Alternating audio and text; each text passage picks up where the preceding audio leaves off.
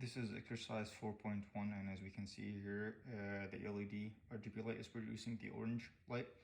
And for us to achieve that, I zeroed out the blue color and I almost maxed out the red color, and I added a little bit of green for the mixture of light to produce the orange light that we see here. This is exercise 4.2, and as we can see here, the LED light switches from bright red to bright green throughout a 5 seconds interval. And how we achieved that is I basically introduced two if statements saying for the red color cycle, if the intensity is less than or equal 0, it switches back to 1. And for the green one, if it's bigger than 1, it switches back to 0. And for the delay function, for the 5 seconds, I multiply the 5,000 millisecond with the amount I'm increasing or decreasing the intensity in both color cycles. So in our case, 0.02 multiply 5,000, that's 100. So we have delay 100 as our function, and this is how we achieve like the 5 second interval between bright red to bright green. So this is exercise 4.3, and as we can see, if we move the analog all the way the x-axis, the red light is zeroed out and it's only the blue light. And if we do the same thing in the y-axis, the blue light is zeroed out and only the red light is there. We can max both of them if you move analog in the diagonal direction, and the other way it zeroes all out, as you can see.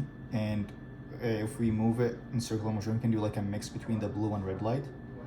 And in order to achieve this, we basically had to introduce the red duty cycles equals the X ADC, and the blue duty cycles it's equal to the Y ADC, and we had to divide both of them by 1023 to make like the range between 0 and 1.